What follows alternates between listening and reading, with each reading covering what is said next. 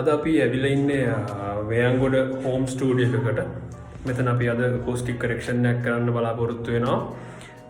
දැනට ඔයගොල්ලන්ටත් ඇහෙනවා ඇති මේ වෙනකොටත් ලොකු රිවර්බරේෂන් එකක් මේ රූම් එකේ තියෙනවා. අපි ට්‍රීට්මන්ට් එක ප්ලෑන් කරලා තිනවා කැල්කියුලේට් කරලා. අපි බලමු මේ වලට පේන්නේ වටේ පිටි තියෙන විදිය. මේක පොඩ්ඩක් ෂයිනි සර්ෆස් සෙට් එකක් තමයි දෙන්නේ walls වලට. සීලිං වලට පේන ඇති කොන්ක්‍රීට් ස්ලැබ් එකක් තියෙන්නේ. අපි බලමු අපි කැල්කියුලේට් කරලා හදාගත්ත ට්‍රීට්මන්ට් එක ඉන්ස්ටෝල් කරාට පස්සේ කොහොමද වෙන්නේ කියලා මුලින්ම අපි මේ තියෙන සිටුේෂන් එකේ රීඩින් එකක් අරන් බලමු. මේකේ රිවර්බරේෂන් ටයිම් කොහොමද තියෙන්නේ? වැඩි වුණාම අපිට කම්පයර් කරලා බලන්න පුළුවන් වැඩි තිබ්බ විදිය කොහොමද ට්‍රීට්මන්ට් එක කරාට පස්සේ ඉම්ප්‍රූව්මන්ට් එක මොන වගේද කියලා.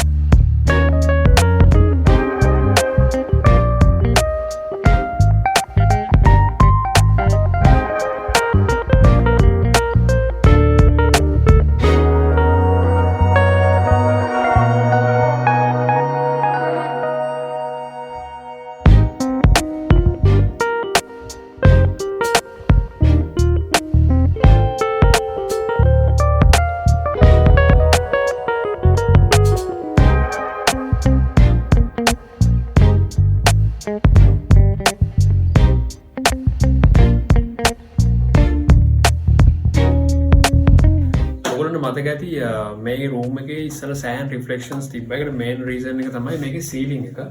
මේකේ සීලිං එක කොන්ක්‍රීට් සීලිං එකක් තියෙන්නේ.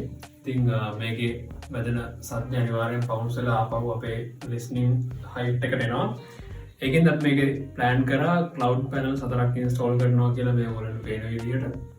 ඒ ක්ලවුඩ් පැනල්ස් 4ෙන් මේකේ ෆ්ලෝ එකේ රූෆ් එකේ එහෙම නැත්නම් සීලිං එකේ අතර තියෙන රිෆ්ලෙක්ෂන්ස් එක කන්ට්‍රෝල් වෙනවා. ඔගොල්ලෝ මේකේ වෝල්ස් බැලුවොත් මේකේ පොඩි ඩිෆියුෂන් එක ගැන ඩිසයින් එකක් තියෙන්නේ. හැබැයි මේකේ පොඩි සීලා එකක් ගහලා පොඩි ෂයිනි සර්ෆස් එකක් ඇවිල්ලා තිබ්බා. ඒකත් එක්ක පොඩ්ඩක් රිෆ්ලෙක්ෂන්ස් ගතිය මේකේ වැඩි. හැබැයි ඩිෆියුෂන් එකකුත් මේකේ තියෙනවා. ඒකත් එක්ක අපි රූම් එකේ බෑක් එන්ඩ් එක වැඩියම ඩෙඩ් කරන්නේ නැතුව ඩිෆෝල්ට් වෝල් එක තිබ්බ විදිහ ඉතුරු කරලා මේ පැත්තට විතරක් පොඩි පැනල් එකක් ඇඩ් කරලා තියෙනවා. ඉස්සරහා acoustic improvements වලදී මේ පිටිපස්සේ wall එකට අපි diffuser එකක් add කරන්න plan කරලා තියෙනවා. ඊට පස්සේ ඔයගොල්ලෝ බැලුවොත් front desk එක area එක මේ හැටි අපි සම්පූර්ණයෙන්ම dead කරලා තියෙනවා. bass straps දෙකක් දාලා තියෙනවා front corner එකට. ඊට පස්සේ side එකකින් තව panels දෙකක් දාලා තියෙනවා. ඒ දෙකෙන් speaker එකෙන් එන first reflections දෙක capture කරනවා.